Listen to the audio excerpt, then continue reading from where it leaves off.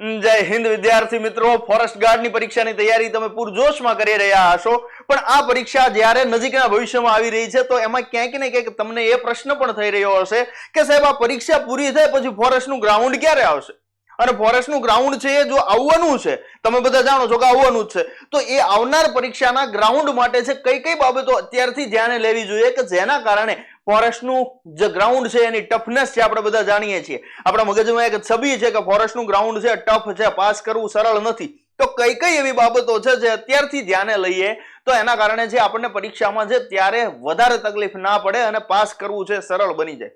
તો આજના સેશનમાં આપણે સ્પેશિયલ એ જ ચર્ચા કરવાના છીએ કે કેટલો સમય આપણને પરીક્ષા પછી મળવાનો છે, કઈ કઈ બાબતો છે જેને અત્યારથી ધ્યાને લઈ શકાય. પણ એ ચર્ચા ચાલુ કરીએ એના પહેલા જે નવા નિશાળીયા છે એના માટે બેઝિક માહિતી આપણે લઈ લઈએ કે આ જે પરીક્ષા થવાની છે તો એમાં શું શું છે આપણને પ્રેક્ટિકલમાં પૂછવાના છે, એ અથવા તો આપણે જે પ્રેક્ટિકલમાં ગ્રાઉન્ડમાં જવાના છે જઈને ત્યાં શું શું બાબતો છે એનું પરફોર્મન્સ આપણે આપવાનું થાય. બેઝિક ટૂંકમાં વાત કરી દઈશ, તમારો જરાય સમય નહીં બગડે પણ બધી માહિતી મળી જાય એની ધ્યાને આપણે લેશું. કે સૌથી પહેલા વાત કરીએ પુરુષ ઉમેદવારો માટે, એટલે કે જેટલા છોકરાઓ તૈયારી કરી રહ્યા છે મેલ કેન્ડિડેટ માટે શારીરિક ક્ષમતા જે કસોટી થવાની છે એટલે કે ફિઝિકલ ગ્રાઉન્ડ થવાનું છે, એમાં શું શું વાત આવે છે. તો સૌથી પહેલી વસ્તુ દોડ. ખાખીની તૈયારી કરતા હોય ને એમાં દોડ હાજર ના હોય એવું ના બને. તો આજે દોડ થવાની છે મિત્રો, એ 1600 મીટરનું ગ્રાઉન્ડ હશે આપણું, 1600 મીટર રનિંગ કરવાનું છે અને એના માટે ટાઈમ આપણને આપવામાં આવ્યો છે 6 મિનિટ. જ્યારે માજી સૈનિક એટલે કે એક્સ આર્મી મેન કોઈ છે તો એક્સ આર્મી મેન માટે 6.5 મિનિટનો આ સમયગાળો રહેશે. ત્યારબાદ આવશે ઊંચી કૂદ, કૂદકો મારવાનો છે ઊંચી કૂદ, 4 ફૂટ અને 3 ઇંચ છે એની હાઈટ હશે. જ્યારે માજી સૈનિક માટે એટલે કે એક્સ આર્મી મેન માટે છે ઊંચાઈ 4 ફૂટની છે. ત્યારબાદ આવે લાંબી કૂદ, લાંબી કૂદ છે 15 ફૂટ છે, જ્યારે માજી સૈનિક એટલે કે એક્સ આર્મી મેન માટે છે 14 ફૂટ છે એ લાંબી કૂદ રહેશે. ત્યારબાદ પછીનો પોર્શન આવે છે પુલઅપ્સ નો, એટલે કે હથેળી આપણી સાઈડ રહે એ રીતે શરીરને ઉપર ખેંચવાનું હોય છે, તો એ પુલઅપ્સ છે એ ઓછામાં ઓછા 8 વખત. સેમ વસ્તુ એક્સ આર્મી મેન માટે પણ લાગુ પડે છે, 8 જે પુલઅપ્સ કરવાના છે. અને ત્યાર પછી છે રસ્સો ચડવાનો છે, દોરડું ચડવાની વાત છે તો એ રસ્સા ચડ છે 18 ફૂટ રહેશે બંને માટે, એટલે કે એક્સ આર્મી મેન અને સામાન્ય ઉમેદવારો માટે. આ ગ્રાઉન્ડનો ક્રાઇટેરિયા છે, આ ભાઈઓ માટેનો છે. એવી જ રીતે બહેનો માટે ગ્રાઉન્ડનો ક્રાઇટેરિયા જોઈએ તો મહિલા ઉમેદવારો માટે 800 મીટર રનિંગ આવે છે, ભાઈઓની 1600 છે, બહેનો માટે અડધી છે એટલે કે 800 મીટર છે અને એના માટેનો સમયગાળો છે 4 મિનિટનો છે. એક્સ આર્મી મેન માટે એ સમયગાળો 4 મિનિટ અને 20 સેકન્ડનો છે. બહેનો માટે ઊંચી કૂદ અને લાંબી કૂદ આ 3 વસ્તુ જ આવે છે. જ્યારે અહીંયા આપણે જોઈ શકીએ અહીંયા 5 વસ્તુ આવે છે, પુલઅપ્સ અને રસ્સા ચડ જે ભાઈઓને આવે છે બહેનોમાં જોવા મળતું નથી, એટલે કે ઊંચો કૂદકો, લાંબો કૂદકો અને રનિંગ 3 બાબત છે. જેમાં ઊંચો કૂદકો છે 3 ફૂટ, જ્યારે માજી સૈનિક માટે 2 ફૂટ 9 ઇંચ, લાંબો કૂદકો છે 9 ફૂટ અને માજી સૈનિક માટે છે 8 ફૂટ. આવા ક્રાઇટેરિયા સાથે આપણે ગ્રાઉન્ડ છે પાસ કરવાનું થાય. તો જેવી તમે પરીક્ષા થિયરીની આપશો ત્યાર પછી તમારું ગ્રાઉન્ડ આવશે. ગ્રાઉન્ડમાં આટલી બાબતોમાંથી સરસ મજાના પાસ થઈને જઈએ. જો આ ખાલી બોલવામાં સહેલું લાગે છે, હકીકતે આ પાસ કરવું કેવું છે, ખૂબ અઘરું છે. આપણે જાણીએ છીએ જ્યારે ખરેખર ગ્રાઉન્ડ ઉપર હોઈએ ત્યારે આની અનુભૂતિ થાય કે ભાઈ 15 ફૂટ કૂદકો એટલે કેમ લાગે, તો ગ્રાઉન્ડે ઉભા હોય ત્યારે ખબર પડે, બરાબર. જેવું આ પાસ કરીએ એના પછી ફિઝિકલમાં સ્ટેજ 2 આવે છે, અને સ્ટેજ 2 એટલે શું? જો લેખિત પરીક્ષા અને શારીરિક ક્ષમતા કસોટી એમ બંને તબક્કામાંથી સફળ ઉમેદવારો પૈકી જિલ્લાવાર કેટેગરી વાઇઝ જેની નિમણૂક મળે છે એવા લાયક ઉમેદવારોને વોકિંગ ટેસ્ટ પાસ કરવાની થાય છે. વોકિંગ ટેસ્ટ એટલે કે ચાલવાની ટેસ્ટ આવે છે. આ ચાલવાની ટેસ્ટમાં મેલ માટે એટલે કે પુરુષો માટે 4 કલાકમાં 25 કિલોમીટર છે ચાલવાનું હોય છે, જ્યારે મહિલા ઉમેદવારોએ 4 કલાકમાં 14 કિલોમીટરનું અંતર છે પૂરું કરવાનું થાય. બીજી વસ્તુ, આ વોકિંગ ટેસ્ટ છે ફરજિયાત છે. જો એમાં કોઈ ગેરહાજર રહે તો પછીથી અને ફરી પાછી એમાં એન્ટ્રી મળતી નથી, એટલે કે એ જો પાસ ના કરે તો એને પછી ફરજિયાત ત્યાં નાપાસ ગણવામાં આવે. બીજી વસ્તુ, જો ગેરહાજર રહેશે તો પણ એને બીજી તક ત્યાં મળતી નથી. આ બીજો તબક્કો છે ફિઝિકલનો. આમાં પાસ થઈ જઈએ ત્યાર પછી છે આપણું અહીંયા ફોરેસ્ટનો જે કાંઈ મગજનો ડખો છે એ પૂરો થાય, કારણ કે પહેલા થિયરી આપી, ત્યાર પછી ગ્રાઉન્ડ અને ગ્રાઉન્ડ પછી વોકિંગ ટેસ્ટ.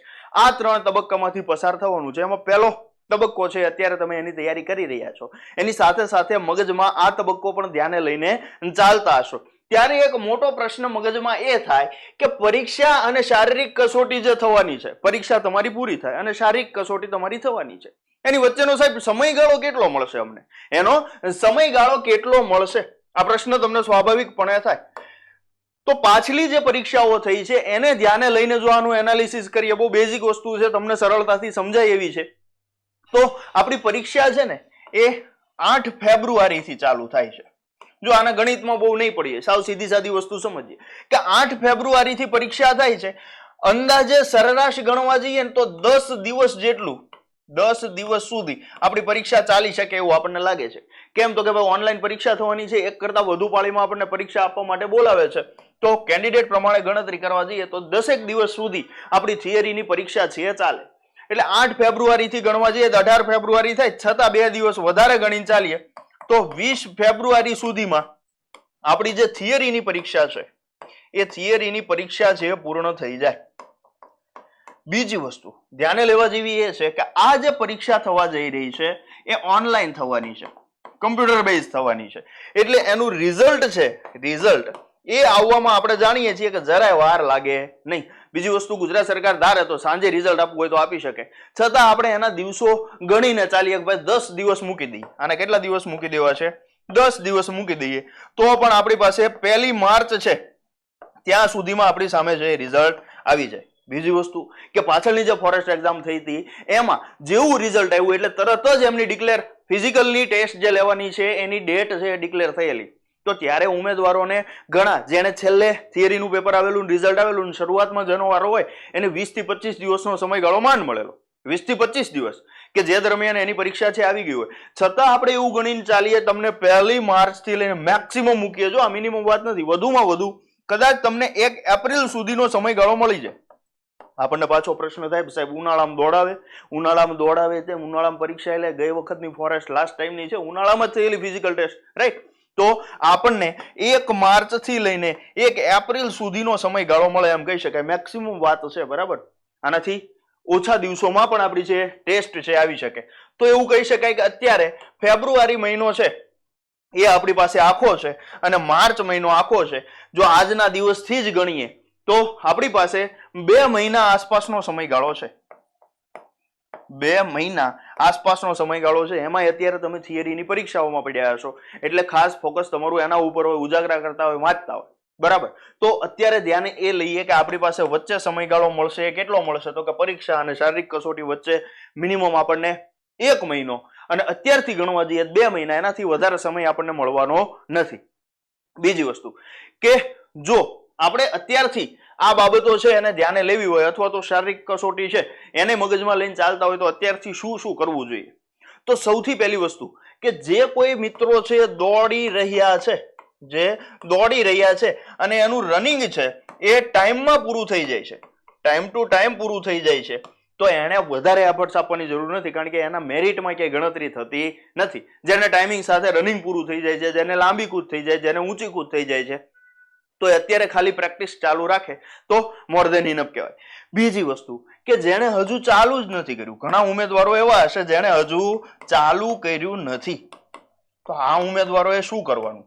તો જેને ચાલુ નથી કર્યું એવા ઉમેદવારોએ ચેતવણી સ્વરૂપ અત્યારે ખાસ ધ્યાનમાં લેવું જોઈએ કે જેને નથી ચાલુ કર્યું એ ફરજિયાત ચાલુ કરી દો.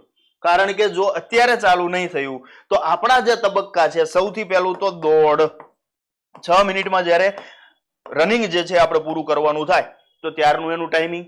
ત્યાર પછી લાંબી કૂદ આપણે જાણીએ છીએ 15 ફૂટ આવે છે, ઊંચો કૂદકો છે 4.3 આવે છે, રસ્સા ચડવાના છે. તો આ બધું કરવા માટે મિત્રો ત્યારે 20 દિવસમાં કે 15 દિવસમાં દોડી કરશું તો ત્યારે ભેગું નહીં થશે, ત્યારે અચાનક છે આપણી સ્ટેમિના નહીં બની જશે. તો એના માટે તૈયારી અત્યારથી જ લાગી જવું પડે અથવા તો અત્યારથી જ એની છે શરૂઆત કરી અને સાથે સાથે ચાલુ રાખવું પડે. જે દોડી જાય છે, સમયમાં પૂરું થઈ જાય છે, વધારે એફર્ટ્સ નહીં આપે અને રેગ્યુલર એનું કામકાજ ચાલુ રાખશે તો પણ ચાલશે. પણ જે મિત્રોએ હજુ ચાલુ નથી કર્યું એમણે ફરજિયાતપણે પોતાનું ફિઝિકલ છે એ અત્યારથી ચાલુ કરી દેવું જોઈએ. દરરોજ સવારે ઉઠીને દોડવાનું ફરજિયાત ચાલુ કરી દેવું જોઈએ, અન્યથા આપણો મેળ પડે નહીં. એટલે અત્યારે ખાસ ધ્યાને રાખવા જેવી બાબતમાં કે દોડ જેને નથી ચાલુ કરી ચાલુ કરો, લાંબી કૂદ, ઊંચી કૂદ અને રસ્સા ચડ છે એની પણ ધીમે ધીમે સાથે સાથે પ્રેક્ટિસ છે એ ચાલુ કરો. બીજી વસ્તુ કે અત્યારે દોડી રહ્યા છે અથવા દોડવાનું ચાલુ કરવાનું વિચારે છે તો એમાં સાથે સાથે એક બાબત ખાસ ધ્યાને રાખવાની, જ્યારે રોડ ઉપર દોડતા હોય તો કોઈ જગ્યાએ વાહનમાં કે આડીઅવળી બાબતોમાં હાથ પગ તૂટે નહીં એનું ખાસ ધ્યાન રાખવાનું, કારણ કે થિયરીની પરીક્ષા સામે છે. જો થિયરીની જ પરીક્ષા નહીં આપી શકશું તો પ્રેક્ટિકલ આપણું છે એ ઘણું દૂર રહી જશે. Right, okay. બીજી એક મહત્વની વાત કે જો કોઈ ઉમેદવારો એવું વિચારી રહ્યા છે કે અમારાથી ઘરે તૈયારી નથી થઈ રહી, અથવા તો અમે ગ્રાઉન્ડની પ્રેક્ટિસ કરીએ છીએ પણ અમારાથી ગ્રાઉન્ડ છે પ્રોપર થઈ રહ્યું નથી, અમે કોઈક એવો વિકલ્પ શોધી રહ્યા છીએ કે જે જગ્યાએ અમને પ્રોપર ટ્રેનિંગ મળે અથવા તો પ્રોપર અમે ફિઝિકલ ટ્રેનિંગ છે તાલીમ લઈ શકીએ, તો એના માટે પણ એક ઓપ્શન તમારી સામે સરસ મજાનો ખુલ્લો છે કે ફોરેસ્ટની તૈયારી કરતા હોય કે ભવિષ્યમાં આવનારી કોઈ પોલીસ ભરતી છે એના માટે કોઈ તૈયારી કરી રહ્યા હોય, તો એના માટે સુરતમાં આપણે ફિઝિકલ તાલીમ કેમ્પ એટલે કે પોલીસ ભરતી અને ફોરેસ્ટ ભરતી માટેનો તાલીમ કેમ્પ છે ચાલુ કરવા જઈ રહ્યા છીએ. ટૂંક જ સમયમાં ચાલુ થઈ રહ્યો છે. ક્યારથી ચાલુ થાય છે તો કે તારીખ 5 ફેબ્રુઆરી 2024 ના રોજથી આ છે કેમ્પ ચાલુ થવાનો છે. આ કેમ્પમાં છે શું શું કરવા મળશે તો કે રનિંગ થશે, બીજી વસ્તુ તો કે લાંબી કૂદ થશે, ઊંચી કૂદ થશે, રસ્સાચાર થશે, પુલઅપ્સ થશે. ટૂંકમાં ફોરેસ્ટ અને પોલીસની ભરતીમાં જે કંઈ જરૂરી બાબતો છે ફિઝિકલની એ તમામ બાબતો છે આ અંતર્ગત આવરી લેવામાં આવશે. તમે જીસીએ સુરત યુટ્યુબ ચેનલ છે એમાં ઘણા બધા વિડીયો જોયા હશે કઈ રીતે જીસીએ છે તાલીમ આપે છે. આપણો પર્સનલ ટ્રેક હોય છે 400 મીટરનો, અને એ 400 મીટરના ટ્રેકમાં પ્રોપર જે રીતે એક્ઝામમાં ગ્રાઉન્ડ હોય છે એ જ રીતે ગ્રાઉન્ડ તમારી સામે, એમ કહી શકાય કે જે બાબત તમે પરીક્ષામાં અનુભવવાના છો એ દરરોજ અહીંથી અનુભવીને જવાના છો. બીજી વસ્તુ કે એક્સ આર્મીમેન દ્વારા છે એ આની તાલીમ ખાસ કરીને આપવામાં આવતી હોય, એટલે પરીક્ષાના ધારાધોરણોને ધ્યાને રાખીને ગ્રાઉન્ડ છે તૈયાર કરાયું હોય તો એમાં પ્રોપર છે તૈયારી થઈ શકે.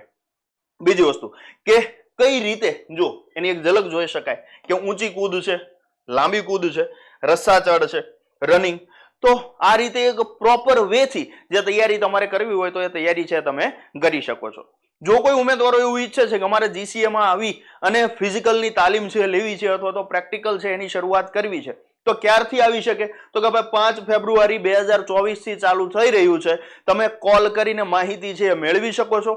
કયા નંબર ઉપર સાહેબ કોલ કરવાનો તો 95 12 26 26 25 આ નંબર ઉપર કોલ કરી શકો, અન્યથા 93 27 49 50 52 આ નંબર ઉપર પણ કોલ કરી અને ગ્રાઉન્ડ વિશેની તમામ માહિતી છે તમે મેળવવા ઈચ્છો તો મેળવી શકો છો. વધારે માહિતી માટે ફરી પાછા મળીશું નવા વિડીયોમાં નવી માહિતી સાથે. ત્યાં સુધી જય હિન્દ, જય ભારત, ભારત માતા કી જય.